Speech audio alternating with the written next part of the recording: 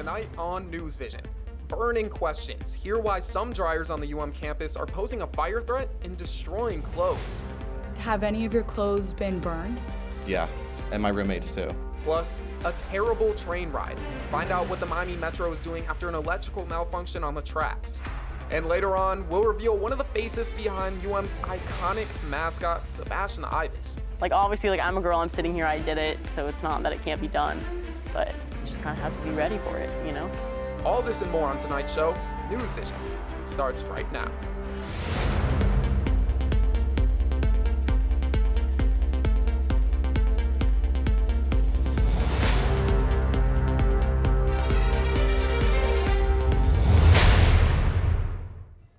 Good evening and welcome to NewsVision. I'm Regina Potenza. And I'm Derryl Barnes. Thank you for joining us. On Monday night, a scene on the Metrorail sparked the interest of residents inside the neighboring Lifetime apartment complex in Coral Gables. Sophia Vitello is live on the scene. Sophia, what's the latest update? Derryl, I'm here at a construction site just underneath the Metrorail. There's some pipes and a forklift right next to me here now. Crews for repairs will be here at 8 p.m. to repair something that happened just a few days ago. If you look up here at the train tracks, flames and sparks ignited on these tracks here, right in this portion here in Coral Gables. This happened on Monday night in the intersection of Lejeune Road and Ponce de Leon. Now, crews will be here at 8 p.m., but Metrorail says that everything is working fine right now with both trains. But at 8 p.m., it will go down to just one train. That means you will have delays of up to 30 minutes waiting for the trains. Now, someone who lives across the street at Gables Ponce apartment, they actually took a video of the moment the eruption happened. I want you to hear this. Take a listen. Now, officials made a statement that it was a mechanical problem that caused these sparks, and Coral Gables Police Department spoke with UMTV and told us that this is just a mechanical error and that it's not a major cause for concern and that people don't need to freak out about this. It can be fixed. They also said that there were no injuries, but we spoke with someone who was on the train that night, and they say that they were left very confused. This time it stopped, and 5 seconds, 10 seconds, 20 seconds, and then it just didn't start up.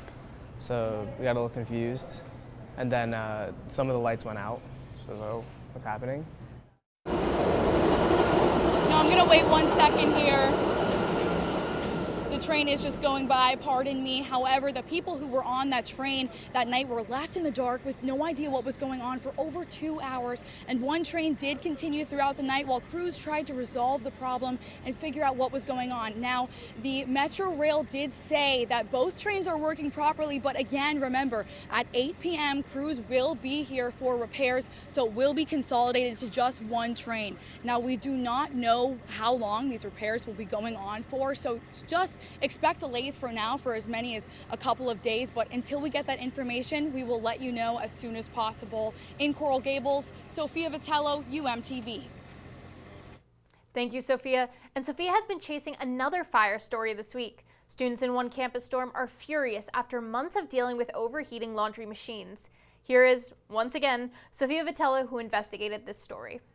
The estimated cost of attendance for undergraduate students living on campus at the University of Miami is over $82,000. But even with a price this high, the quality of living within the dorms is shockingly low.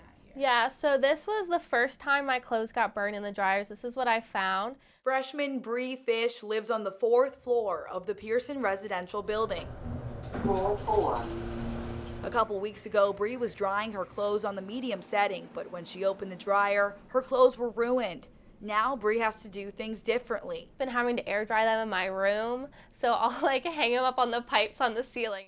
She's not the only one dealing with this. Concerned parents took to social media sharing photos of their children's damaged clothing, all as a result of using the dryers. We reached out to the people who posted their burnt clothing on Facebook, but most of them weren't willing to do an interview.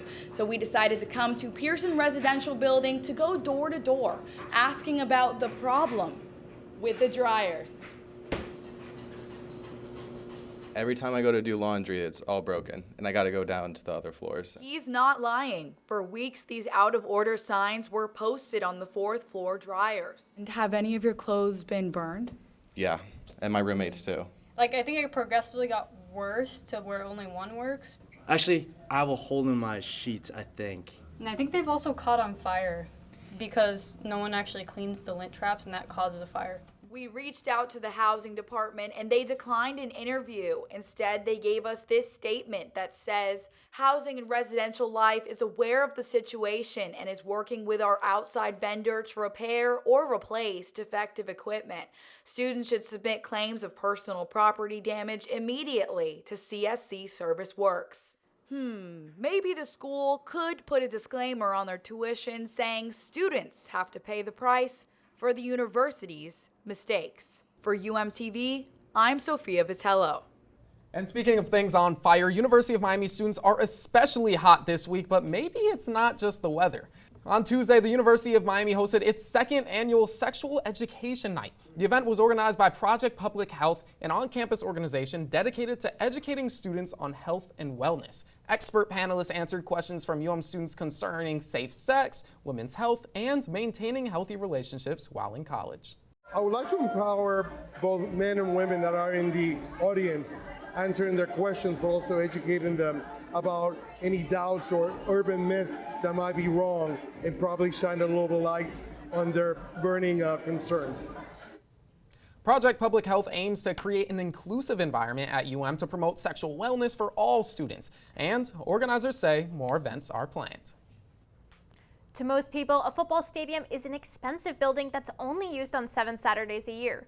But one UM Boosters plan has created controversy and angered residents. Reporter and executive producer Embrick Isles explored how the largest park in Miami-Dade County is at the center of a heated debate. For over 40 years, Tropical Park has given Miami-Dade County residents a place to enjoy the outdoors. But the 283-acre park is igniting a battle between the public and one ambitious businessman. Public parkland in general is really valuable to residents, communities, and our environment, and I just don't see why it's being considered for commercial development in this way. In August 2021, John Ruiz launched a campaign to build a football stadium in Coral Gables for the University of Miami, and he set his sights on Tropical Park. Multiple football fields, obviously one substantial stadium for about 65,000, seats. Since 2008, the Miami Dolphins and Miami Hurricanes have shared Hard Rock Stadium, a state-of-the-art professional facility in Miami Gardens. So why does Ruiz believe that the Canes need their own stadium? When you have something that's yours, it's different. If you're renting somewhere versus owning it, it's just different.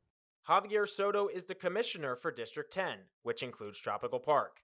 We reached out to his office for an interview, but were given a written statement that says in part, Tropical Park is not a place for a football stadium for a university or college. It is a regional park serving all the people of Miami-Dade County, and we need to keep Tropical Park sacred.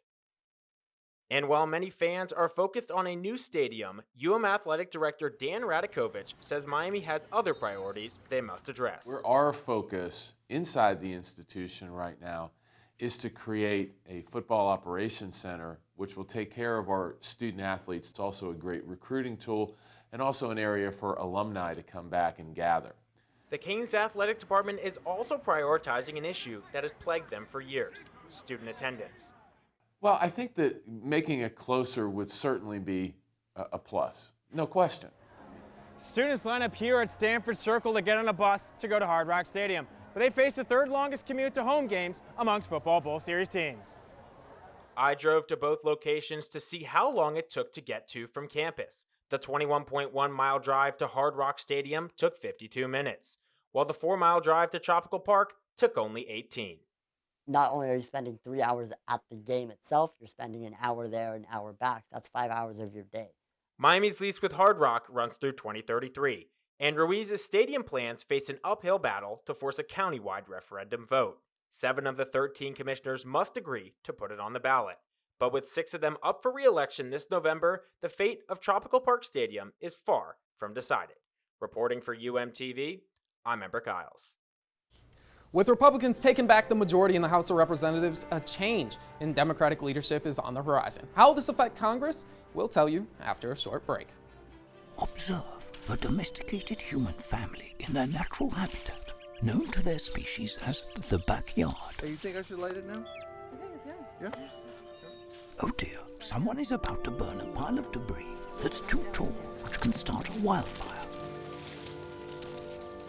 Wait, could it be? Blimey, it is. It's Smokey. It's Smokey Bear. What a legend. Hey, it's Smokey. Sorry, it was too high. Right. Watch as he astutely ensures that there's no wind, and how he removes some of the debris to create a smaller, safer burning pile. No, you said make it bigger, baby. The bigger the better. Take note of our fearless furry friend here, humans. I appreciate it. Fist bump. Watching you. Smokey's done it again. Bye, Smokey. Only you can prevent wildfires.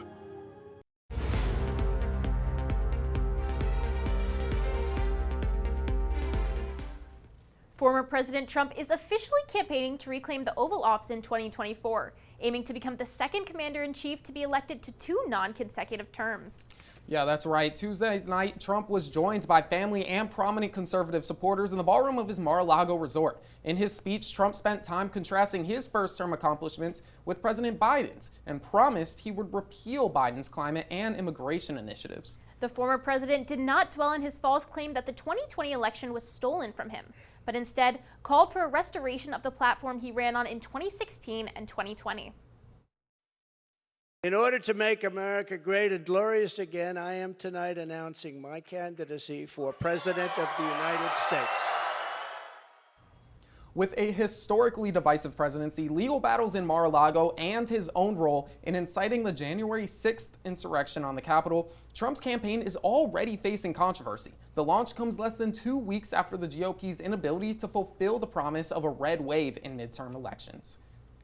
The Republican Party has won a narrow control of the House of Representatives, and current House Speaker Nancy Pelosi has announced today that she will not run for party leadership again. Pelosi said while she will not seek leadership, she will remain a member of the 118th Congress. In her announcement, Pelosi said it was time for a new generation to lead the Democrats. She's the first and only woman to serve as House Speaker. My friends, no matter what title you all, my colleagues, have bestowed upon me, Speaker, Leader, Whip, there is no greater official honor for me than to stand on this floor and to speak for the people of San Francisco. Pelosi has led the House Democrats for nearly 2 decades. The White House says President Biden met with her this morning and congratulated her on her historic tenure as Speaker. In the local races, Sabrina Cohen is now in a runoff election for Miami Beach City Commissioner. If elected, Cohen would be the first physically disabled person to hold the position. When she was only 14 years old, Cohen was in a car crash that paralyzed her from the neck down. Since then, she has made it her mission to serve the community. She currently serves on the Disability Access Committee for the city, and her campaign for the city commissioner is focused on improving quality of life and creating more accessible areas throughout Miami Beach. I believe this is a unique opportunity to just really do more for my community that's always done so much for me. And I believe they need a strong, authentic voice and a leader who's done things before. So it's that same skill set of taking challenges and turning into opportunities that I'll bring to my city. The runoff elections will take place on December 6th. The Florida Everglades is one of the most massive wildlife preserves in the country and home to a rare, unique wildlife, but also has some non-native species that pose a threat to the ecosystem. The latest threat is the invasive Burmese python. One estimate says there are more than 100,000 of these in the Everglades, and they are eating the native animals out of existence.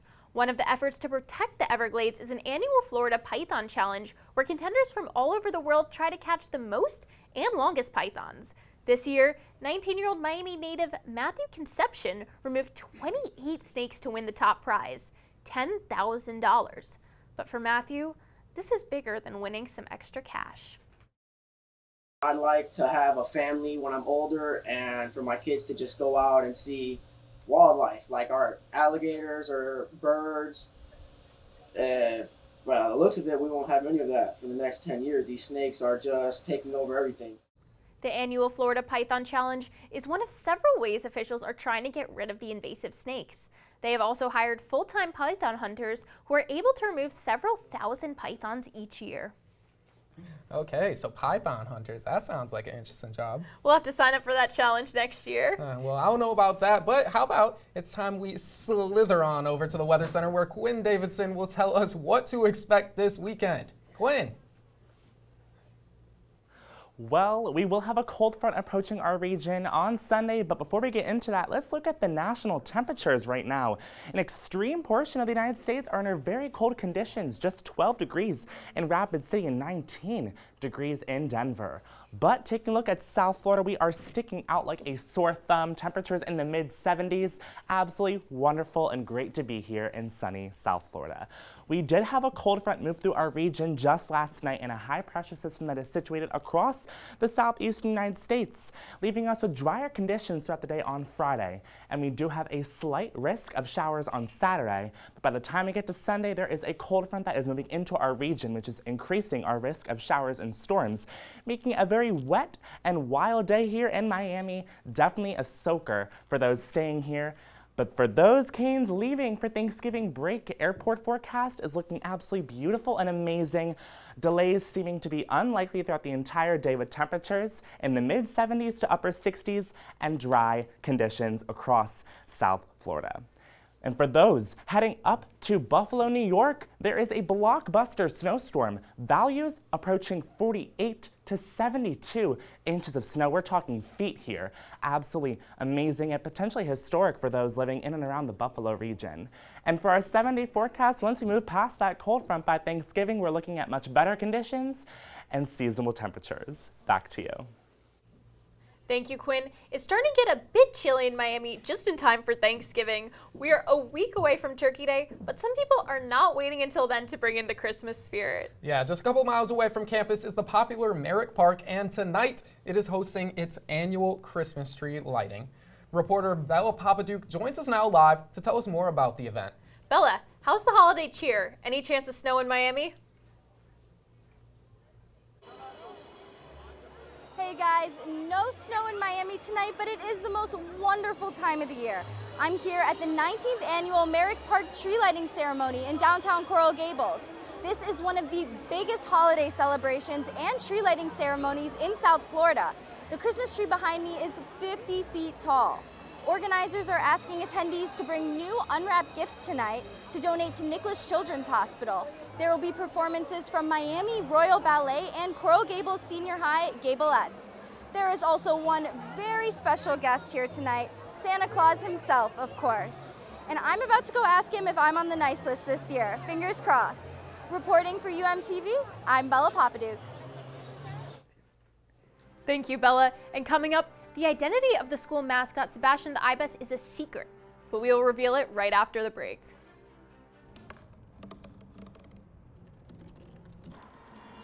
Everybody has a dream.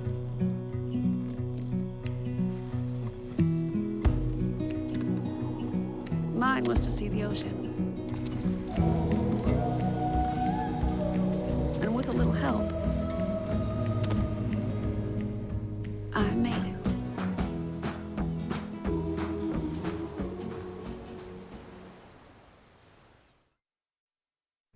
Okay, Simon, what do people wear? Clothes. That's right, so it's important to learn how to dress yourself. Here's how it's done. Shirt, underwear, pants, socks, shoes. Underwear, always first, name tag on the back. Then pants and shirt. Go ahead and put this on. Now with the shirt, you want to make sure the first button's right or you have to start all over again, okay? Socks left on left, right on right. Tying the shoes, we're gonna take the laces, we're gonna cross them over, we're gonna turn around where the bunny goes down in the hole, pull it tight, and bunny ears. Got it?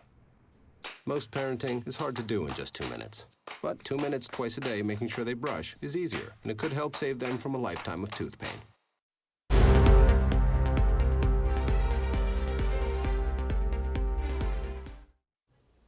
Thank you for staying with NewsVision. It's a tradition here at UM to reveal the face inside the iconic Sebastian the Ibis mascot costume during graduation. But this past May, students got a bigger shock than usual. This was a moment 40 years in the making. I honestly wouldn't trade it for the world. This has been like everything. At the May 2022 graduation ceremony, Madison Clinger revealed her identity as the first female mascot at UM since the late 1970s, when the mascot team was a club open to all UM students. It was no secret back then. We had females, we had males, we were pretty equal. But by the early 80s, the club's numbers dwindled, and the university hired a professional to portray the school's biggest fan. But when the athletic department gave the job back to students a decade later, it got a lot harder for women. It's just tough because I'm 5'9", 5'10", and a lot of the girls who do try out are like 5 feet. It's not because you're a girl that like we don't take you. It's just because like we all do have to look the same in a suit.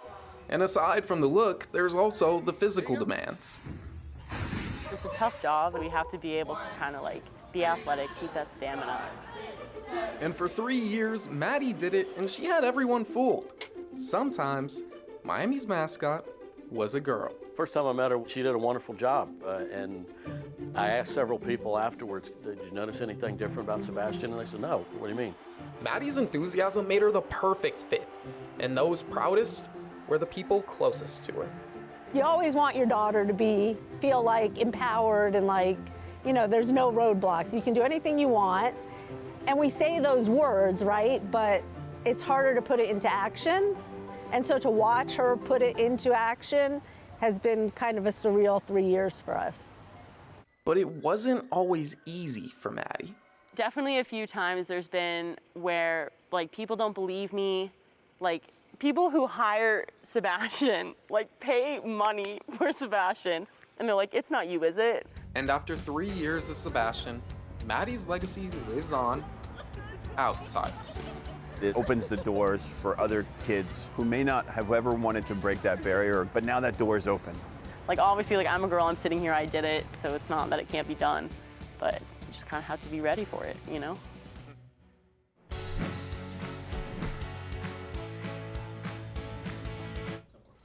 Maddie is currently pursuing a master's degree at North Carolina State University, and she's hoping her legacy may inspire other women at UM to flap their wings.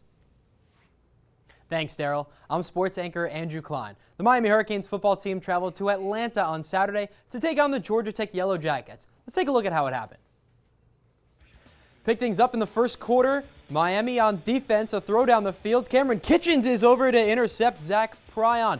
Miami ensuing possession. Ja'Cory Brown going the other way. Brown, whoop!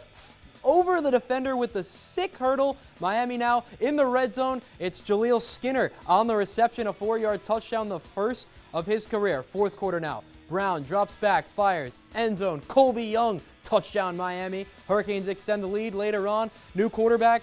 And the same result for the defense of Miami. It's Kitchens again across the 50 to the 40, the 30, 20, 15, 10, 5, touchdown Miami. A big win, 35-14 over the Yellow Jackets.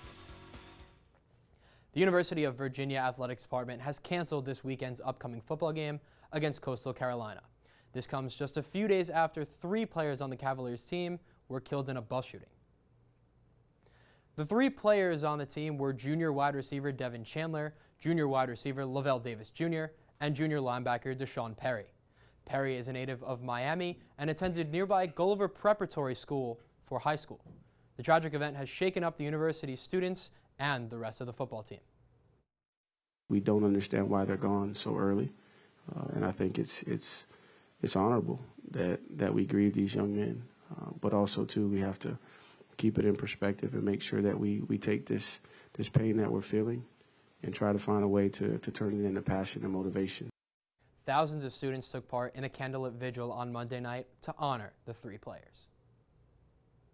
After the shooting, it took police more than 12 hours to find the murder suspect, former UVA football player Christopher Darnell Jones Jr. He is currently held without bail. After a short break, NewsVision will be right back. Maybe you can make retirement happen. After all, you made this vacation happen. Double points with every purchase? Cleverly merging promotions. Love it. Cross-referencing travel sites. And booking all your flights with those... vouchers.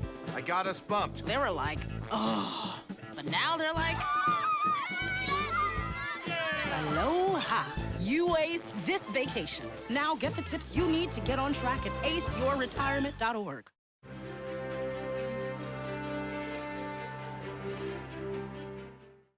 The art department at the University of Miami is home to many talented professors and students, but as reporter Maddie Scher shows us, the most special member of their community might take you by surprise. class with a kitty might not be advertised on the University of Miami's website, but it certainly could be. This cat, Charlie, started off as a stray frequenting the studio arts courtyard, but she's quickly become a beloved on-campus pet. The faculty and the grad students, largely in the ceramics program, are kind of Charlie's caretakers. Charlie first arrived at the studio arts courtyard in 2014, and she's called it home ever since, with a rotating crew of students, faculty, and staff keeping her regularly vaccinated, fed, and of course, loved. But students new to the art department are always surprised to learn about their very own community cat. I say, wow, what is a beautiful cat, and thinking about that, it's a beautiful sculpture of a cat. And then she moves and say, what? Art students have one of the most time-consuming course loads at UM. With the typical studio arts class running over 5 hours per week, many art students are also excited to take a break with Charlie. I think she is probably one of the things that keeps some students coming back to the studio arts building. Although many would love to take Charlie home for themselves, the art departments come to a mutual agreement to keep her at the courtyard, brightening everyone's day. Reporting for UMTV, I'm Madison Shore. And one famous cat lover has landed herself in controversy this week. Pre-sale tickets for Taylor Swift's latest tour did not go as planned. Some fans spent hours waiting on Ticketmaster's virtual line. While plenty of people managed to snag a seat, the high internet traffic caused the website to crash. And Ticketmaster issued a statement saying, due to extraordinarily high demands on ticketing systems and insufficient remaining ticket inventory that meet that demand, tomorrow's public on sale for Taylor Swift, the Eras Tour, has been canceled. And finally, one woman is giving retirement a brand new look. The former table tennis Paralympian is committed to educating younger generations and giving back to her community. Reporter Ryan Marshall tells us more. For many athletes, retirement is a time for rest. But for one former Paralympian, it's a time to give back. Therese Terranova has medaled in 3 Paralympic Games for Team USA. In the 1988 Seoul Games, Terranova won the gold in women's singles and team table tennis. But she was not focused on the glory. Instead, she wants to give back to the game she loves. When I raised the flowers, it was for everybody. It wasn't me. For me to give back, it's incredible. And Terranova gives back by coaching daily at the Broward Table Tennis Center. She coaches players of all levels, from amateurs to competitive players. When I see them progress, it's such an honor for me. You know, when they get something and that look on their face, it's like, I feel it. As a coach, Terranova teaches players how to play the game technically, but she also builds lasting relationships with everyone she crosses paths with. Man, she's just a real nice person. She gives you confidence, you know, so that's nice. She's taught me more than just table tennis, a lot more than just table tennis. She's taught me so many life lessons, and she's really come as a parental figure in my life. While few things in life are certain, you can be sure Terranova will continue giving back and inspiring people through table tennis. My last breath, I might have a paddle in my hand, I have no idea, but that would be okay with me. That would definitely be okay with me. Reporting for UMTV, I'm Ryan Marshall. Okay, Coach, we see you. We see you. That was such a fantastic story. But going back to Taylor Swift, Quinn and I are really upset we didn't get any tickets. I'm so distraught. I spent hours on that website. Hours just for it to crash. It's going to be tough for you guys to get them. They're going to be expensive when they come out, so best of luck to you guys. Ooh, resale value high? There you go. Okay, well, that's all we have for NewsVision tonight. Thank you so much for joining us. We're off next week for Thanksgiving break, but we're looking forward to our final show of the semester on December 1st. Until then, have a safe and pleasant holiday, and good night.